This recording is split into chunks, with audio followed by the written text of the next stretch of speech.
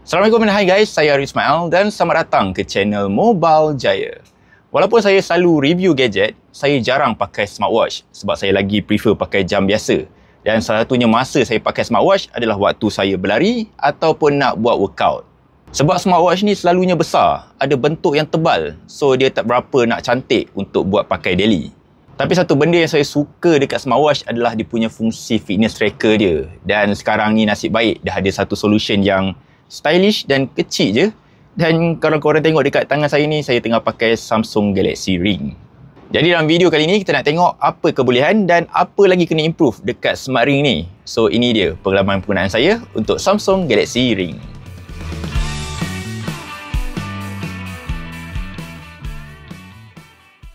Pertama sekali nak guna Samsung Galaxy Ring ni macam earbuds juga. Dia ada case, nanti bila dah tak pakai korang letak je balik dalam case ni untuk charge. Dan case dia korang boleh charge guna USB-C. Dan best dia support juga wireless charging. So kalau korang pakai phone yang ada power sharing, korang boleh charge dekat belakang phone. Dia punya rekaan agak tebal sikit banding cincin biasa, tapi dia still ringan.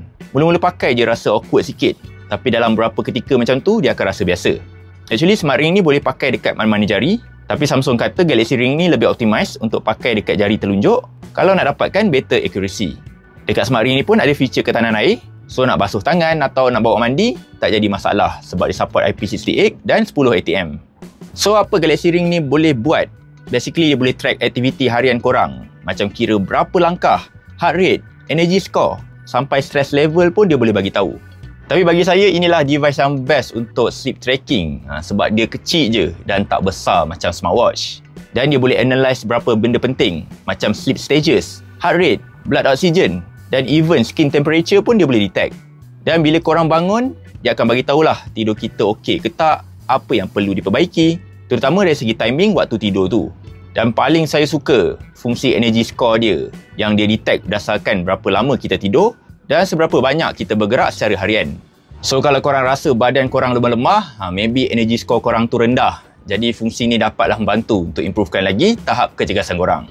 Dan benda ni semua tak ada subscription macam Smart Ring yang lain. So korang boleh enjoy semua feature fitness tracking ni secara percuma. Mungkin ada yang tanya, Galaxy Ring ni boleh buat pakai lari tak? Jawapannya boleh, tapi korang kena bawa phone masa berlari. Sebab Smart Ring ni tak ada GPS. So untuk mapping larian korang, memang kena bergantung dengan GPS yang ada dekat phone. Untuk saya memang tak ada masalah sebab saya memang berlari bawa phone in case ada emergency. Dan saya memang risau nak tinggalkan phone ni dekat motor. So untuk track larian korang, buka je app Samsung Health. Nanti kat situ boleh pilih macam walking, running, hiking. Lepas tu nanti dia akan keluar dashboard untuk bolehkan korang tengok pace, running duration dan bacaan heart rate korang. Cuma dari segi accuracy, saya perasan bacaan langkah ada gap yang besar banding smartwatch. Dekat smartwatch kalau dah jalan 5,000 langkah, dekat Smart Ring dia boleh kira jadi 6,000 lebih. Dan saya perasan bacaan heart rate pun tinggi. Normal saya berlari heart rate dalam 160 untuk average, tapi dekat Smart Ring ni bacaan average heart rate saya selalu lebih 170.